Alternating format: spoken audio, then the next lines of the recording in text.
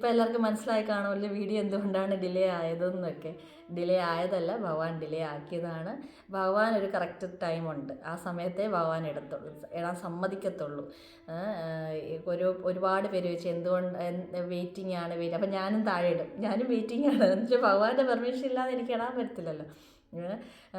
ഇങ്ങനെ പിടിച്ച് നിർത്തിക്കൊണ്ടിരിക്കുന്ന ആൾ പെട്ടെന്ന് ഇത് എപ്പോഴാണോ പോസ്റ്റ് ചെയ്യേണ്ടത് ആ സമയമാണോ ഞാൻ പറഞ്ഞൊന്നും ഇടുന്നില്ലേ എന്നിങ്ങനെ ആ ഒരു ടൈം ആകുമ്പോൾ ഇങ്ങനെ പറഞ്ഞുകൊണ്ടേയിരിക്കും കേട്ടോ. അതായത് നമ്മുടെ മനസ്സ് വെച്ച് കളിക്കുകയാണ് ഇദ്ദേഹം.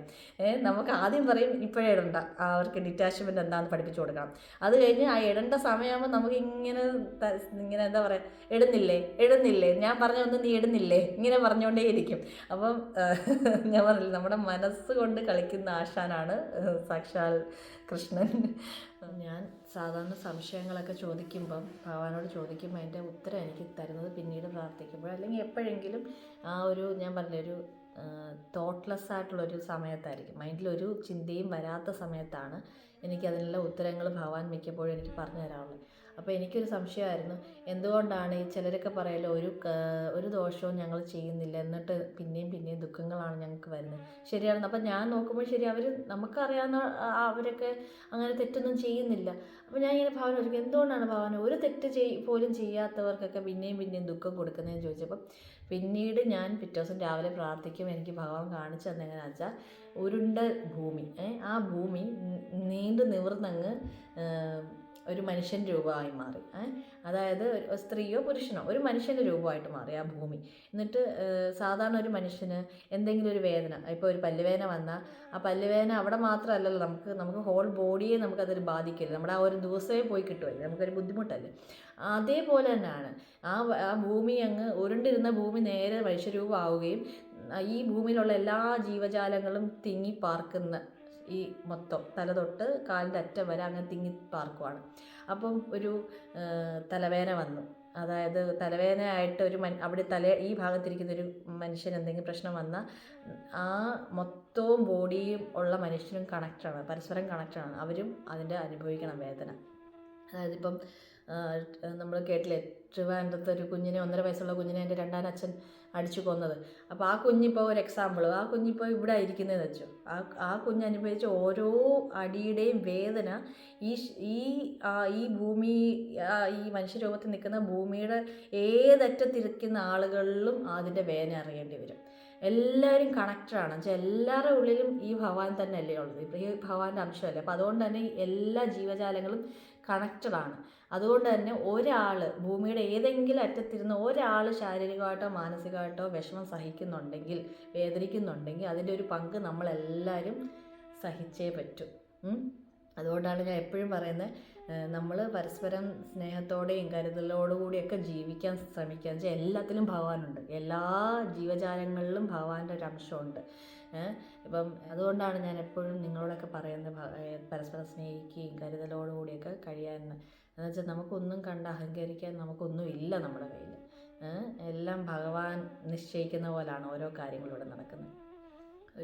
ഞാനിപ്പോൾ തന്നെ ഒരു 4-5 ദിവസം ആശുപത്രി കിടന്നപ്പോൾ തന്നെ ഞാൻ ഇങ്ങനെ വേറെ ഒന്നുമില്ല നമുക്ക് ആലോചിക്കാൻ, നമ്മൾ അപ്പോഴാണ് കുറേ കാര്യങ്ങൾ നമുക്ക് റിയലൈസേഷൻ വരുന്നതല്ലേ. അപ്പോൾ ഞാൻ ഇങ്ങനെ ആലോചിക്കും, ഇത്രയേ ഉള്ളൂ മനുഷ്യൻ, ഒരു ആശുപത്രി കട്ടിലിൽ വന്ന് കിടക്കാവുന്ന അത്രയേ ഉള്ളൂ ഭഗവാൻ വിചാരിച്ചാൽ. എന്തുവാ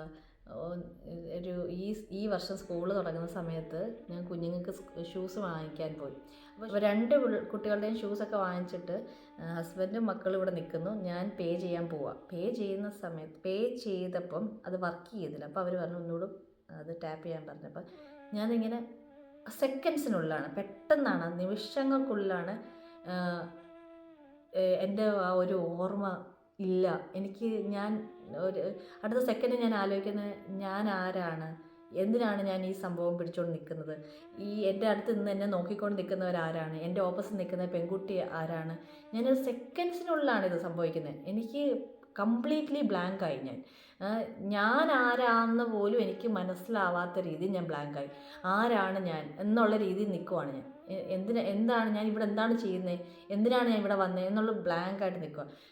പെട്ടെന്ന് അത്രയും കുറച്ച് സെക്കൻഡ്സാണ് അത് കഴിഞ്ഞ ഉടനെ പെട്ടെന്ന് റിയലൈസ് ചെയ്ത് ഞാൻ ലക്ഷ്മിയാണ്, ഞാൻ കാർഡ് കൊടുക്കുക, ഇവിടെ കാർഡ് ടാപ്പ് ചെയ്യാൻ വന്നതാണ്, കുഞ്ഞുങ്ങൾക്ക് ഷൂസ് മേടിക്കുക ഇട്ടിട്ട് ഞാൻ പുറത്തോട്ട് ഇറങ്ങി. ഞാൻ ഹസ്ബൻഡിനോട് പറയാം, ഈ ഡെമൻഷ്യയും അങ്ങനെ ഓർമ്മക്കുറവുള്ള ആളുകളുടെ വിഷമയും എനിക്ക് പെട്ടെന്ന് സെക്കൻഡ്സിനുള്ളിലാണ് ഭഗവാൻ അത് പഠിപ്പിച്ചു തന്നത്. അത് ഞാൻ പെട്ടെന്ന് അങ്ങ് വിഷമിച്ചു പോയി. ഇത്രയേ ഉള്ളല്ലോ നമ്മൾ. എനിക്കതിപ്പോൾ പറയുമ്പോഴും എനിക്ക് സങ്കടം തോന്നുന്നു വെച്ചാൽ പെട്ടെന്ന് ഞാൻ ആ ഒരു കുറച്ച് നിമിഷമാണെങ്കിൽ പോലും ഞാൻ ആരാന്നുള്ളത് പോലും ഞാൻ മറന്നു.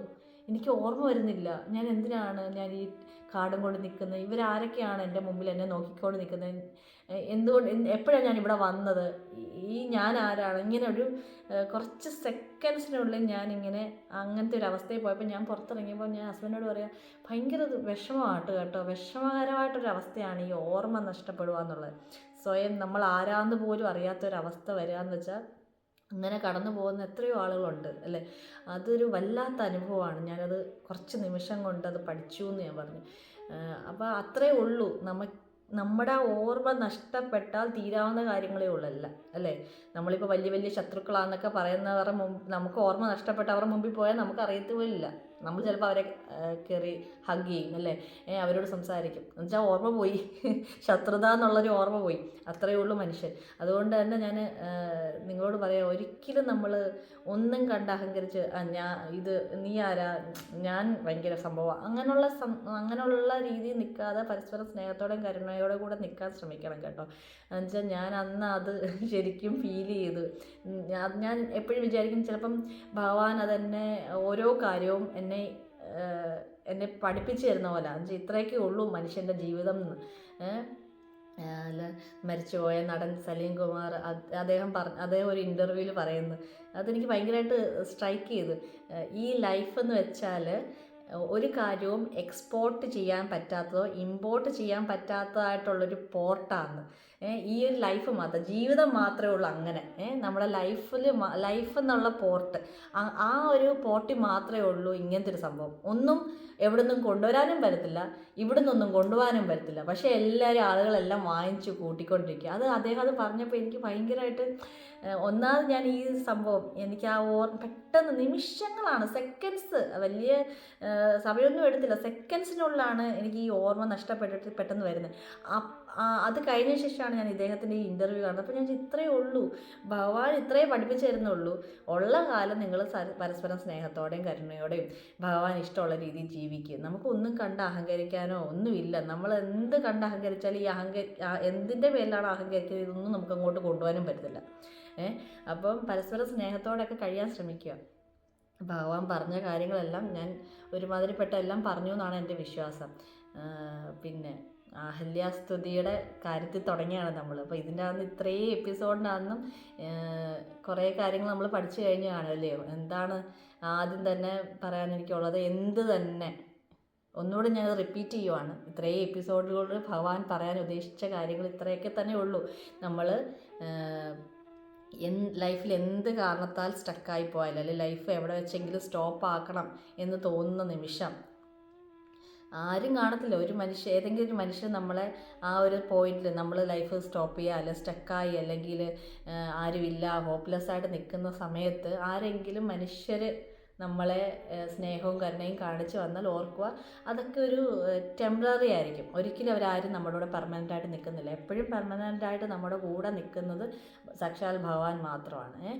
അദ്ദേഹത്തിൻ്റെ കോടതിയുടെ മുമ്പിൽ, അദ്ദേഹത്തിൻ്റെ മുമ്പിൽ ഇനി എത്ര മഹാപാപികളാണെങ്കിൽ പോലും സ്വന്തം തെറ്റ് തിരുത്തി ഞാൻ പാപം ചെയ്തു എന്ന കുറ്റബോധത്തോടെ അദ്ദേഹത്തിൻ്റെ മുമ്പിൽ വന്ന് എനിക്ക് വേറെ ആരുമില്ല ഭഗവാനെ നീ മാത്രമേ ഉള്ളെന്ന് പറഞ്ഞാൽ രണ്ട് കൈയും നീട്ടി സ്വീകരിക്കും.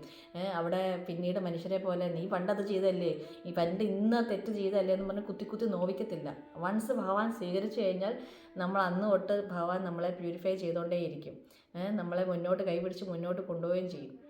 അപ്പം ഒരിക്കലും എന്തെങ്കിലും കാരണത്താൽ നമ്മുടെ ലൈഫിന് മുന്നോട്ട് പോകാൻ പറ്റാത്തൊരവസ്ഥയിൽ ഒരു ഹോപ്പ്ലെസ് ആയിട്ട് ഒരു വെളിച്ചം കാണുന്നില്ലെങ്കിൽ സാക്ഷാൽ ഭഗവാനെ സ്വീകരിച്ചാൽ മതി. കാരണം അദ്ദേഹം മാത്രമാണ് നമുക്ക് ഈ ജന്മം ഉണ്ടാകുന്നതിന് മുമ്പും ജന്മം ഉണ്ടായതിനു ശേഷം ഇനി അങ്ങോട്ടും അദ്ദേഹം മാത്രമേ കൂടെ കാണത്തുള്ളൂ. അതുകൊണ്ട് ഇത് ഞാൻ വീണ്ടും ആവർത്തിച്ച് പറയുകയാണ്, അഹല്യാദേവിയെ പോലെ തന്നെ ഞാൻ എപ്പോഴും വിചാരിക്കും, അഹല്യാദേവിയെ ഗൗതമ മുനി ശപിച്ചു, ശരിയാണ്. പക്ഷേ ആ ദേവിയുടെ ഉള്ളിലും കുറ്റബോധം ഉള്ളത് കൊണ്ടല്ലേ അമ്മ അവിടെ അങ്ങനെ ഇരുന്ന് ഭഗവാനെ ജപിച്ച് ജപിച്ച് ജപിച്ച് ഭഗവാൻ അതേ അമ്മയുടെ മുമ്പിലെത്തി, ആ ദേവിയുടെ മുമ്പിലെത്തി. ഞാൻ എപ്പോഴും വിചാരിക്കും, ഗൗതമ മുനി എത്ര ശപിച്ചാലും അവർ ഉള്ളിൽ അഹല്യാദേവിയുടെ ഉള്ളിൽ ആ ഒരു ഞാൻ ചെയ്ത തെറ്റാന്നുള്ള കുറ്റബോധം ഇല്ലായിരുന്നെങ്കിൽ ഇനി എത്ര ശപിച്ചിട്ട് അവർ നന്നാവാൻ പോകുന്നു. പക്ഷെ അവരുടെ ഉള്ളിലും ഞാൻ ചെയ്തത് തെറ്റാണെന്നുള്ള കുറ്റബോധം ഉള്ളത് കൊണ്ടല്ലേ അവർ പ്രാർത്ഥിക്കാൻ അവിടെ തയ്യാറായി ഇരുന്നത് ഞാൻ എപ്പോഴും വിചാരിക്കും. അപ്പോൾ അതുപോലെ തന്നെ നമുക്ക് എന്തെങ്കിലും തെറ്റുകൾ, മനുഷ്യനാണ്, ഒരാളും പെർഫെക്റ്റ് അല്ല, അങ്ങനെ എന്തെങ്കിലും തെറ്റുകൾ വന്നിട്ടുണ്ടെങ്കിൽ ഭഗവാനോട് ശരിക്കും ക്ഷമ ചോദിച്ച് പിന്നീട് ആ തെറ്റുകളൊന്നും ആവർത്തിക്കാതെ ഭഗവാനോട് ചേർത്ത് പിടിച്ചാൽ ഭഗവാൻ നമ്മളെ കൈവിടത്തില്ല. അപ്പോൾ ഇതുവരെ പറഞ്ഞു വന്നതിൽ ഇത്രയും കാര്യങ്ങളൊക്കെ ഉള്ളൂ. ഒന്ന്, നമ്മളും ഭഗവാനും ഇടയ്ക്ക് ഒരു ഇടനിലക്കാരുടെ ആവശ്യമില്ല. നമുക്ക് ഒന്നിനെക്കുറിച്ചും ഭഗവാനുമായിട്ട് അടുക്കുന്ന ആ ഒരു പ്രോസസ്സിൽ അല്ലെ ആ ഒരു വഴിയിൽ നമ്മൾ ഒന്നിനെക്കുറിച്ചും ഭയക്കണ്ട, ഒരു റൂൾസും വെക്കണ്ട. ഭഗവാനും ഭക്തനും തമ്മിൽ അടുക്കുന്നതിൽ ഒരു റൂൾസും നിയമങ്ങളും ഭഗവാൻ വെച്ചിട്ടില്ല. നമ്മൾ സ്നേഹിച്ചാൽ മാത്രം. അതുപോലെ രണ്ടാമത് മായയിൽ പെടുമോ എന്നൊക്കെയുള്ള ഭയം, അതൊന്നും വേണ്ട. ഞാൻ ആ പറഞ്ഞ പോലെ ഞാൻ പറഞ്ഞില്ലേ, ഗണപതി പപ്പ ആ പാൽ കൊണ്ടുവച്ചപ്പം പാത്രം അടിച്ച് കളഞ്ഞു എന്ന് പറഞ്ഞ പോലെ നമ്മൾ ഭഗവാനായിട്ട് ചേർന്ന് നിൽക്കുവാണെങ്കിൽ ഉറപ്പായിട്ടും നമ്മളെ ഭഗവാൻ തന്നെ ആ മായയിൽ പെട്ടാലും തിരിച്ച് നമ്മളെ ആ ട്രാക്കിലോട്ട് തന്നെ തിരിച്ച് കൊണ്ടിടും. ഈ ഭഗവാനുമായിട്ടൊന്നും അടുക്കാത്ത, ആ ദൈവികമായിട്ടുള്ള ശക്തിയായിട്ട് അടുക്കാത്തവരെയാണ് ഇങ്ങനെ സ്മൂത്തായിട്ട് നമ്മൾ തോന്നും അവർക്ക് സ്മൂത്തായിട്ടുള്ള ലൈഫാണ്. പക്ഷേ ഇല്ല, ദുഷ്ടനെ പന പോലെ വളർത്തി ഒരൊറ്റ അടി കൊടുക്കുന്നത് പോലാണ് അവരുടെ കാര്യം. പക്ഷേ അല്ലാതെ ദൈവമായിട്ട് ചേർന്ന് നിൽക്കുന്നവരൊരു ഒന്നും മായയിൽ പെട്ടാലും പെട്ടെന്ന് തന്നെ ആ ഒരു ദൈവിക ശക്തി നമ്മളെ പിടിച്ച് വീണ്ടും നമ്മളെ ആ നല്ല വഴിയിൽ തന്നെ തിരിച്ച് കൊണ്ടുവരും. അപ്പോൾ മായയിൽ പെടുമോ എന്നുള്ള ഒന്നും ഭയത്തോടെ ജീവിക്കണ്ട. ഈ ഭയം ആണ് ആദ്യം നമ്മൾ എടുത്ത് കളയേണ്ടത്. ഇപ്പം തന്നെ ഞാൻ എനിക്ക് കുറേ ഭഗവാന്റെ ഒരുപാട് പാട്ടുകൾ ഇഷ്ടമാണ്. അത് കേൾക്കുമ്പോൾ ഭയങ്കര ആഗ്രഹമാണ്, എനിക്കും അതുപോലെ ഒന്ന് പാടിയിരുന്നെങ്കിൽ. അപ്പോൾ ഞാനതെന്ത് ചെയ്യും, എൻ്റെ മോളെ കൊണ്ട് അത് പഠിപ്പിച്ച് പാടിപ്പിക്കും. അത് അവൾ പാടി കഴിയുമ്പോൾ ഞാൻ പറയും, മോളെ ഞാനും കൂടെ മോൻ്റെ കൂടെ ഇരുന്ന് പാടട്ടെ എന്ന് പറഞ്ഞാൽ അവളോട് ഇരുന്ന് പാടി അത് റെക്കോർഡ് ചെയ്യും. എന്നിട്ട് എവിടെയെങ്കിലും സേവ് ചെയ്ത് പ്രൈവറ്റായിട്ട് വെക്കും. ആളുകൾ ജഡ്ജ് ചെയ്യും എന്നുള്ള ഭയം. ഈ ആശുപത്രി കിടന്ന സമയത്ത് ഞാനിങ്ങനെ പലപ്പോഴായിട്ട് ഭഗവാൻ റിയലൈസേഷൻ തരുന്നുണ്ട് നമുക്ക് പല പോയിന്റിൽ. നമ്മൾ പിന്നെയും അറിയാതെ ഇങ്ങനെ മറന്ന് ജീവിക്കും, മനുഷ്യരെ ഭയന്ന് ജീവിക്കും. അങ്ങനെയുള്ള സമയത്താണ് ഈ സർജറി നടക്കുന്നതും. ഞാൻ ആ ആശുപത്രി കിടന്നപ്പോൾ ഞാൻ ആലോചിച്ചു,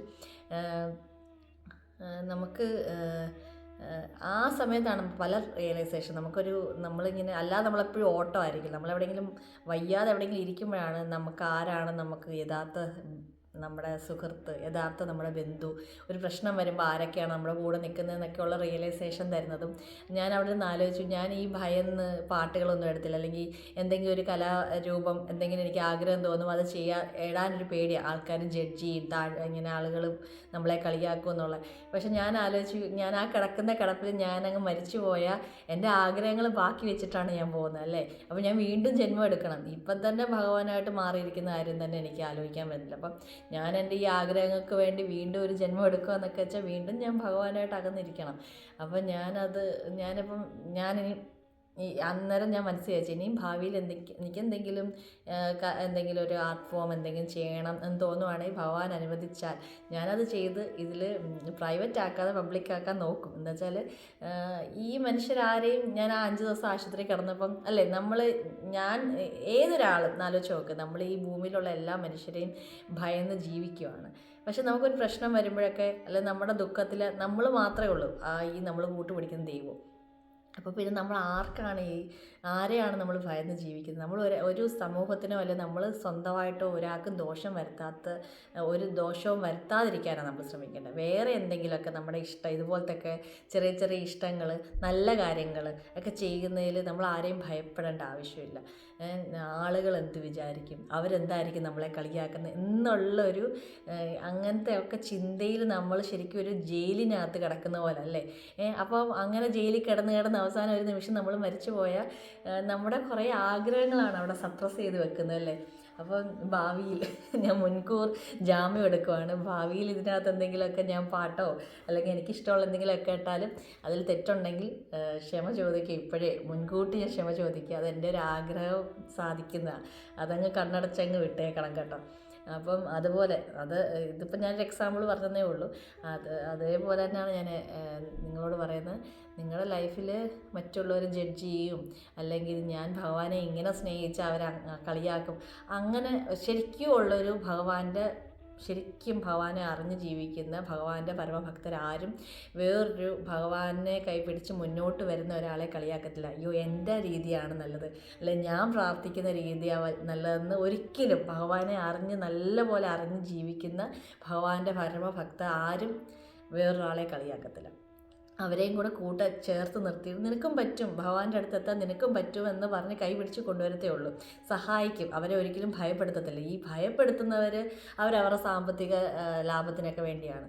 അപ്പം ഞാൻ പറഞ്ഞു, മായയെ പെടുമെന്ന് പേടിച്ച് ജീവിക്കരുത്. ഭഗവാൻ തന്നെ തിരിച്ചു കൊണ്ടുവരും. രണ്ടാമത്, ഭക്തർക്കും ഭഗവാനും ഇടയ്ക്ക് ഒരു ഇടനിലക്കാരുടെ ആവശ്യമില്ല. നമ്മൾ ഒരു ക്ഷേത്രങ്ങളിലൊക്കെ പോകുമ്പോൾ റൂൾസും കാര്യങ്ങളൊക്കെ നോക്കണം. എന്ന് വെച്ചാൽ അല്ലെങ്കിൽ പലരും അത് ദുരുപയോഗപ്പെടുത്തും. പക്ഷേ ഒരു വ്യക്തിയും ഭഗവാനും തമ്മിൽ അടുക്കുന്നതിൽ യാതൊരു റൂൾസും ഇല്ല. അതിന് ഏത് മാർഗവും സ്വീകരിക്കാം. നല്ല മാർഗ്ഗങ്ങൾ എന്തും സ്വീകരിക്കാം. അത് നമ്മൾ സ്വീകരിക്കുന്നതല്ല, ഭഗവാൻ വൺസ് നമ്മുടെ കൂടെ വന്നു വരുമ്പം ഭഗവാൻ തന്നെ നമ്മളെ കൈപിടിച്ച് ഭഗവാന്റെ ഇഷ്ടമുള്ള രീതിയിൽ ആക്കി എടുത്തോളും.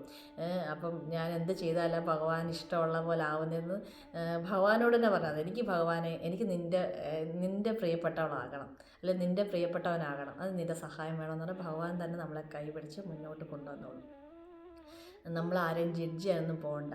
ഞാൻ പ്രാർത്ഥിക്കുന്ന രീതിയാണ് നല്ലത്, ഞാൻ ചെയ്യുന്ന സ്പിരിച്വൽ റൂട്ടീനാണ് നല്ലത്, അങ്ങനെയൊന്നും നമുക്ക് ആരെയും ജഡ്ജ് ചെയ്യാൻ പറ്റത്തില്ല. എന്ന് വെച്ചാൽ ഞാൻ മുമ്പേ പറഞ്ഞ പോലെ പല മനുഷ്യരുടെ അടുത്തും ഭഗവാൻ പല രീതിയിലായിരിക്കും കൂടെ നിന്ന് അവരെ ആ ഒരു ഭഗവാന്റെ ഇഷ്ട വഴിയിലോട്ട് കൊണ്ടുവരുന്നത്. പല ആളുകൾക്കും പല രീതികളാണ് ഭഗവാൻ എടുക്കുന്നത്. പക്ഷേ ഇവരെല്ലാം ഒരു പോയിന്റിൽ തന്നെ ഭഗവാൻ എത്തിക്കും.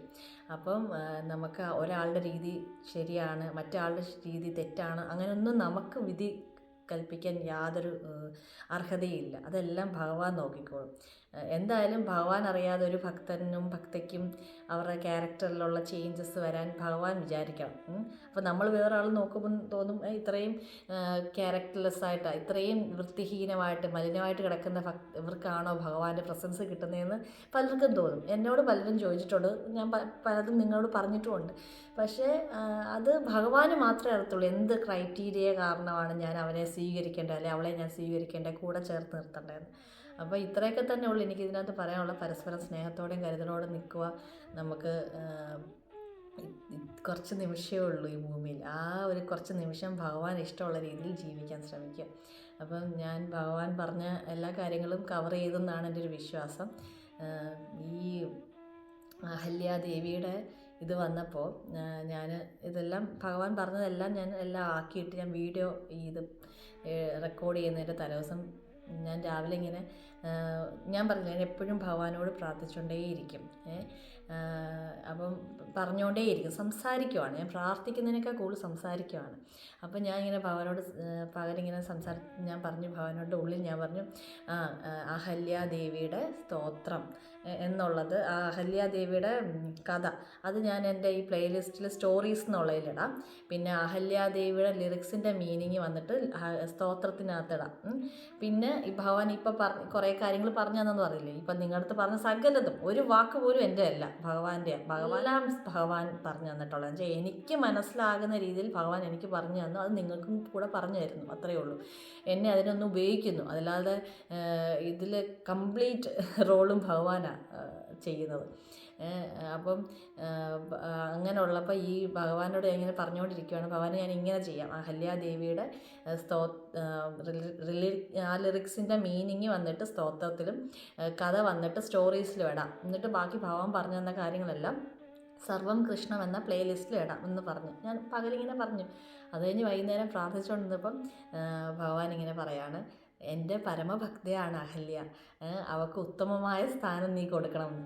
അതുകൊണ്ട് ഞാൻ എന്ത് ചെയ്തു, അപ്പം ഞാനിങ്ങനെ ആലോചിച്ചു, ഭഗവാന്റെ കീഴിലല്ല ഭഗവാന്റെ ഭക്തരെ നിർത്താൻ ഭഗവാൻ ആഗ്രഹം. ഭഗവാനെ ഇന്ന് എത്ര ഇമ്പോർട്ടൻസ് കൊടുക്കുന്നോ ഒരു പടി അതിനേക്കാൾ മുമ്പ് കൊടുക്കാനാണ് ഭഗവാൻ ഇഷ്ടം.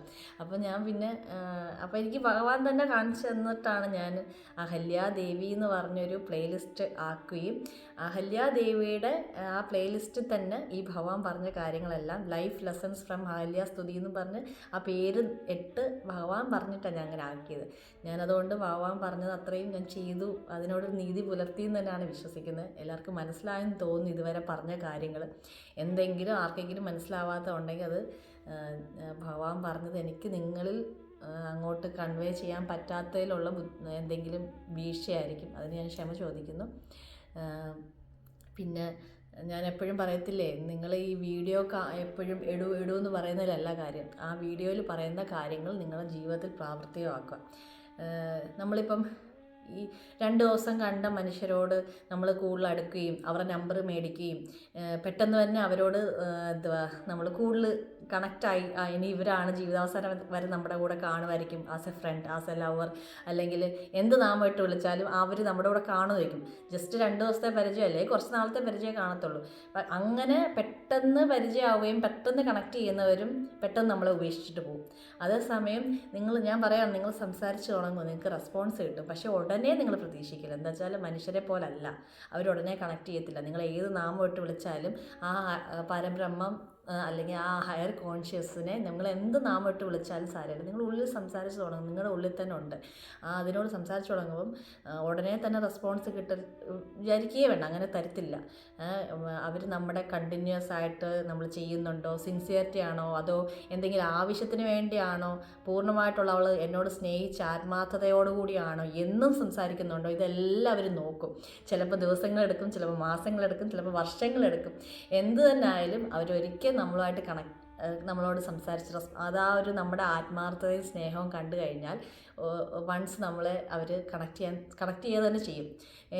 മനുഷ്യരെ പോലെ പെട്ടെന്ന് കണക്ട് ചെയ്യത്തില്ല, കുറച്ച് സമയമെടുക്കും. പക്ഷെ അങ്ങനെ കണക്ട് ചെയ്താൽ പിന്നെ ഒരിക്കലും നമ്മളെ ഒരു തെറ്റിൻ്റെ പേരിൽ നമ്മളെ കളഞ്ഞിട്ട് പോകത്തില്ല. അതൊരു കണക്ഷൻ കിട്ടാൻ താമസം. പക്ഷേ വൺസ് കണക്ഷൻ കിട്ടിക്കഴിഞ്ഞാൽ അവർ നമ്മളെ ഈ ജന്മത്തിലെന്നല്ല ഒരു ജന്മത്തിൽ നമ്മളെ കൈവിടത്തില്ല. ഞാൻ ആ ഭഗവാന്റെ സ്നേഹം ഒരുപാട് അനുഭവിക്കുന്ന ഒരാളാണ്. ഭഗവാൻ എന്ന് വെച്ചാൽ ഒരു അൺകണ്ടീഷണൽ ലവ്. അത് അനുഭവിക്കുന്ന ഏതൊരാൾക്കും പറഞ്ഞാൽ മനസ്സിലാവും ഞാനിപ്പോൾ പറയാൻ പോകുന്ന കാര്യങ്ങൾ. ഭഗവാന്റെ അടുത്ത് ഭഗവാൻ ഒരിക്കലും നമ്മുടെ ഒരു പെർഫെക്ഷനോടുകൂടിയല്ല ഭഗവാൻ നമ്മളെ സ്വീകരിക്കുന്നത്. നമ്മുടെ എല്ലാ കുറവുകളോടു കൂടിയാണ് ഭഗവാൻ നമ്മളെ സ്വീകരിക്കുന്നത്. പിന്നെ അങ്ങോട്ടങ്ങ് സ്നേഹിച്ച് നമ്മളെ ആ കുറവുകളെല്ലാം നികത്തി കൊണ്ടുവരുവാണ്. എന്താ പറയുക, എനിക്ക് നേരത്തെ ഭഗവാനെ അറിയുന്നതിന് മുമ്പ് ഞാൻ എപ്പോഴും ചിന്തിക്കുമായിരുന്നു, ഞാനിപ്പോൾ ഒരാൾക്ക് കൊടുക്കുന്ന സ്നേഹം, അത് കുട്ടികൾക്കായാലും ഭർത്താവിനായാലും ആർക്കായാലും, എനിക്ക് ചുറ്റും ആർക്കായാലും, ഞാൻ എപ്പോഴും വിചാരിക്കും ഞാൻ കൊടുക്കുന്ന സ്നേഹത്തിൻ്റെ കുറച്ച് പോലും എനിക്ക് തിരിച്ച് കിട്ടുന്നില്ലേ എന്ന് ഞാനിങ്ങനെ ആലോചിച്ചുകൊണ്ടിരിക്കും. എനിക്ക് ആ കൊടുക്കുന്നതിൻ്റെ അത്രയും എനിക്ക് തിരിച്ച് കിട്ടുന്നില്ലേ എന്ന് ഞാൻ ആലോചിക്കാറുണ്ട്. പക്ഷേ ഞാൻ വൺസ് ഭഗവാന്റെ അടുത്ത് എത്തിയപ്പോഴാണ് ഞാൻ ആ ചിന്ത മാറിയിട്ട് ഞാൻ എപ്പോഴും ആലോചിക്കുന്നത്, ഭഗവാൻ എനിക്ക് തരുന്ന സ്നേഹത്തിൻ്റെ അത്രയും എനിക്ക് തിരിച്ചു കൊടുക്കാൻ പറ്റുന്നില്ലേ എന്ന ഇതായിപ്പോയി. ആ ഒരു രീതി എന്ന് വെച്ചാൽ നമ്മൾ മറ്റുള്ളവരുടെ അടുത്തു നിന്നുള്ള ആ സ്നേഹം എക്സ്പെക്റ്റ് ചെയ്യാവുന്നത് അങ്ങ് നിർത്തും. എന്നുവെച്ചാൽ നമുക്കിവിടെ ഇഷ്ടംപോലെ സ്നേഹം തന്ന് നമ്മളെ അങ്ങ് നിറയ്ക്കുവാണ്. അപ്പം അത്രയാണ്. അപ്പം മനുഷ്യർക്ക് കൊടുക്കുന്ന സ്നേഹം നമുക്ക് തിരിച്ച് കിട്ടുന്നില്ലേ എന്നുള്ള ചിന്ത മാറ്റിയിട്ട് ഞാൻ ഭഗവാന് കൊടുക്കുന്നത് ഭഗവാനും തികയുന്നില്ലേ എന്ന് വെച്ചാൽ ഭഗവാന്റെ അത്രയും നമുക്ക് കിട്ടിക്കൊണ്ടിരിക്കുക സ്നേഹം. അപ്പം ഭഗവാൻ തരുന്ന സ്നേഹത്തിൻ്റെ ഒരു കുറച്ച് അംശമെങ്കിലും എനിക്ക് ഭഗവാൻ തിരിച്ച് കൊടുക്കാൻ പറ്റുന്നുണ്ടോ എന്നുള്ള ചിന്തയിൽ നമ്മളിങ്ങനെ ആയിപ്പോകും. ഭഗവാൻ എന്ന് വെച്ചാൽ നമുക്ക് എപ്പം ഏത് സമയത്തും നമ്മുടെ ഒരു ദുഃഖവും നമ്മൾ പറയാതെ തന്നെ മനസ്സിലാക്കുന്ന ഒരാളാണ്. മനുഷ്യരൊക്കെ എന്ന് വെച്ചാൽ നമ്മളെപ്പോഴും ഇങ്ങനെ അവരോട് നമ്മുടെ മനസ്സിലുള്ള കാര്യങ്ങളെല്ലാം ഇങ്ങനെ പറഞ്ഞാൽ അവർക്ക് ചിലപ്പോൾ മനസ്സിലാവും, ചിലപ്പോൾ മനസ്സിലാവും. പക്ഷേ ഇതൊന്നും പറയാതെ തന്നെ നമ്മുടെ എല്ലാ കുറവുകളോട് കൂടിയും നമ്മളൊന്നും അവിടെ അടുത്ത് കുറച്ച് നേരം പോയി നിന്നാൽ മതി, ഭഗവാൻ മനസ്സിലായിക്കോളും. നമ്മൾ എന്ത് തെറ്റ് ചെയ്തിട്ടാണ് മുമ്പിൽ വന്ന് നിൽക്കുന്നതെന്നോ അല്ലെങ്കിൽ എന്ത് സങ്കടത്തോടാണ് വന്ന് നിൽക്കുന്നത് എല്ലാം ഭഗവാൻ അറിയാം. നമ്മളിപ്പം ഞാൻ എപ്പോഴും വിചാരിക്കും, വേറെ ഒരു കൃഷ്ണൻ എന്നല്ലാതെ നമ്മൾ വേറൊരു നാമം ഇട്ട് കൃഷ്ണനാണ് ഏറ്റവും കൂടുതൽ ഭക്തരല്ലേ. എന്തുകൊണ്ടാണെന്ന് വെച്ചാൽ അതിനൊരു ഉദാഹരണം ഞാൻ തന്നെയാണ്. കൃഷ്ണൻ എന്നുള്ള വാക്ക് വെറുത്ത ഒരാളുടെ അടുത്ത് ഭഗവാൻ ഇത്രയും ദയ കാണിക്കുന്നുണ്ടെങ്കിൽ, ഇത്രയും കരുണ കാണിക്കുന്നുണ്ടെങ്കിൽ, ഇത്രയധികം സ്നേഹിക്കുന്ന ഭക്തരോട് എന്തുമാത്രമായിരിക്കും ഭഗവാൻ സ്നേഹം അല്ലേ, എന്തുമാത്രമായിരിക്കും അദ്ദേഹത്തിൻ്റെ സ്നേഹം അവരനുഭവിക്കുന്നത്. ഇത്രയും വെറുത്ത് ഭഗവാന് ഇഷ്ടമില്ലാത്ത രീതിയിലെല്ലാം ജീവിച്ച ഒരാളായ എന്നെ ഇത്രയും സ്നേഹത്തോടെ ചേർത്ത് നിർത്തുന്നെങ്കിൽ, ഇങ്ങനെ ഹല്യാസ്തുതിയിൽ പറയുന്ന പോലെ ഭഗവാനിൽ ലയിച്ചു ചേർന്നവർക്ക് മോക്ഷം അല്ലെങ്കിൽ ഭഗവാൻ്റെ മടിത്തട്ടിലായിരിക്കും അവരൊക്കെ ഇരിക്കുന്നതല്ലേ. അപ്പോൾ എനിക്ക് എപ്പോഴും തോന്നിയിട്ടുണ്ട്, മഹാദേവനായാലും ദുർഗാമ്മയൊക്കെ ആണെങ്കിലും നമ്മൾ തെറ്റൊക്കെ ചെയ്യുമ്പോൾ നമ്മളെ ശിക്ഷിച്ച് അടി തരുന്നോണ്ടിരിക്കും. പക്ഷേ കൃഷ്ണൻ എന്നുള്ള ആ ഒരു നാമം ഇട്ട് വിളിക്കുന്നവർ, അങ്ങനെ വിളിച്ച് പ്രാർത്ഥിക്കുന്നവരാണ് കൂടുതലും അല്ലേ. കൂടുതലും ഭഗവാന്റെ പറയത്തില്ല, കൃഷ്ണ ഭക്തരാണ് കുറച്ചും കൂടെ കൂടുതൽ അല്ലേ ഈ ഭൂമിയിൽ എന്നാണ് എനിക്ക് തോന്നിയിട്ടുള്ളത്. എന്താ വെച്ചാൽ ഇതായിരിക്കും കാരണം. എന്താ വെച്ചാൽ നമുക്കൊക്കെ ഉള്ള ഒരു നമ്മുടെയൊക്കെ എല്ലാ വിഷമങ്ങളും ഇറക്കി വെക്കാൻ പറ്റുന്ന ഒരു സേഫ് സോണാണ് അദ്ദേഹം അല്ലേ. നമ്മളെ അത്രയും സ്നേഹിക്കുവാണ്. നമ്മുടെ എല്ലാം നമ്മളെ അങ്ങനെ തന്നെ എന്താണോ അതുപോലെ തന്നെ ഇറക്കി വെക്കാൻ പറ്റുന്ന ഒരു ഒന്നും ജഡ്ജ് ചെയ്യത്തില്ല, എന്നെ ഒന്നും വിധിക്കത്തില്ല, എൻ്റെ എല്ലാ കാര്യങ്ങളും ക്ഷമയോടിരുന്ന് കേട്ട് എന്നെ കൂടെ നിർത്തും എന്ന് ഉറച്ച് വിശ്വസിക്കാൻ പറ്റുന്ന ഒരു സേഫ് സോണാണ് ഭഗവാൻ. അപ്പം നിങ്ങൾ സംസാരിച്ച് തുടങ്ങുമോ, നിങ്ങൾ അദ്ദേഹത്തെ സ്നേഹിച്ച് തുടങ്ങുമോ, ഒന്നിനു വേണ്ടിയല്ലാതെ നിങ്ങൾക്ക് റെസ്പോൺസ് കിട്ടും, അത് ഉറപ്പുള്ള കാര്യമാണ്. അപ്പം എല്ലാവർക്കും എല്ലാ നന്മകളും വരട്ടെ. എല്ലാവർക്കും എല്ലാം മനസ്സിലായി എന്ന് വിശ്വസിക്കുന്നു. എന്തെങ്കിലും എൻ്റെ കയ്യിൽ നിന്ന് തെറ്റുകൾ സംഭവിച്ചിട്ടുണ്ടെങ്കിൽ, ഈ പറഞ്ഞതിൽ ആർക്കെങ്കിലും എന്തെങ്കിലും വിഷമം തോന്നുന്ന രീതിയിൽ ഞാൻ സംസാരിച്ചിട്ടുണ്ടെങ്കിൽ ക്ഷമ ചോദിക്കുന്നു. ഭഗവാന്റെ നാമത്തിൽ രാധേ രാധേ കൃഷ്ണ.